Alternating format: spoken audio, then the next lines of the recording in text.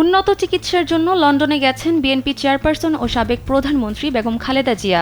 কাতারের আমিরের পাঠানো বিশেষ এয়ার অ্যাম্বুলেন্সে করে মঙ্গলবার রাতে হজরত শাহজালাল আন্তর্জাতিক বিমানবন্দর ত্যাগ করেন তিনি। এর আগে গুলশানের বাসা থেকে বিমানবন্দরের উদ্দেশ্যে রওনা দেন তিনি।